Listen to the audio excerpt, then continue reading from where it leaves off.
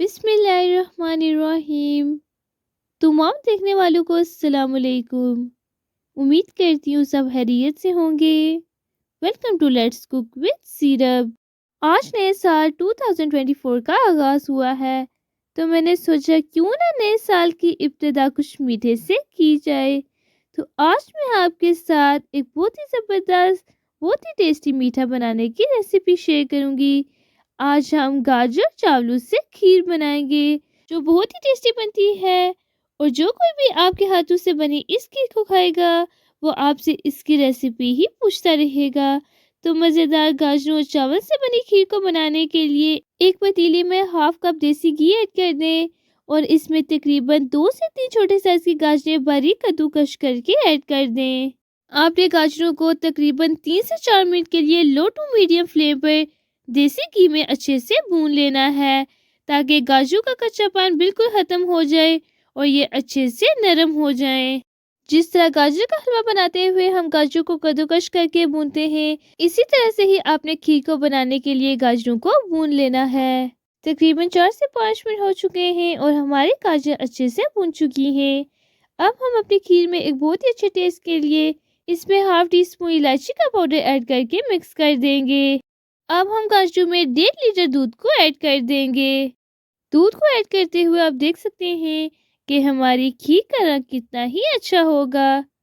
1.5 litre दूध को add करने के बाद आपने इसे गाजरों में अच्छे से मिक्स कर देना है और लो टू मीडियम फ्लेम पर आपने गाजरों को दूध में अच्छे से पका लेना है, ताकि गाजरें अच्छे से नरम हो जाए और ये खीर में बहुत ही अच्छा जायका दें।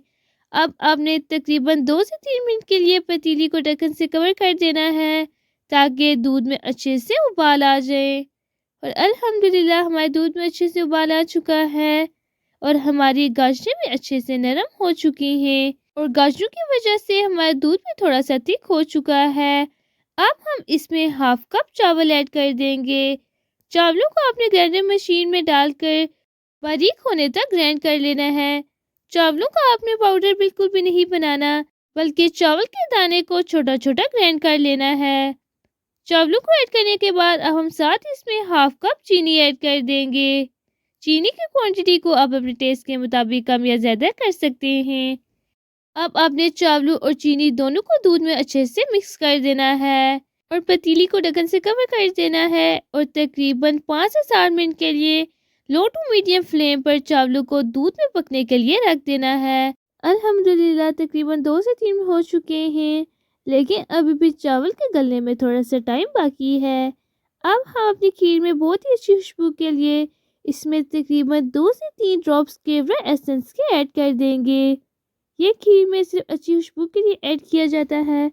अगर आपके पास अवेलेबल हो तो आप ऐड कर दें, वरना स्किप कर दें।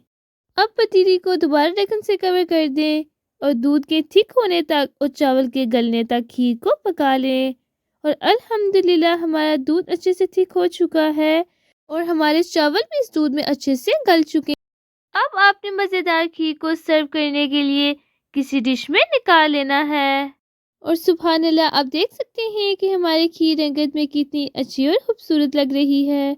अब हम अपनी खीर को मज़ीद खूबसूरत बनाने के लिए इसके ऊपर थोड़े से कटे हुए बादाम फैला देंगे।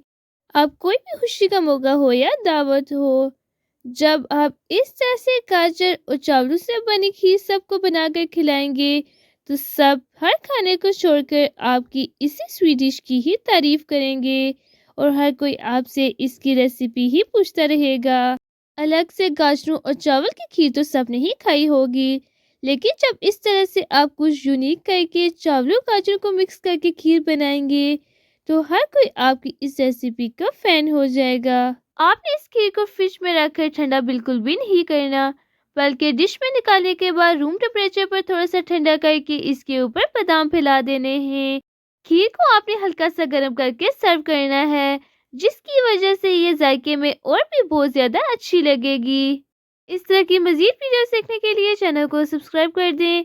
और अगर आपको आज गाजरों चावलों से बने इस खीर की रेसिपी पसंद आई हो तो वीडियो को लाइक एंड शेयर कर दें।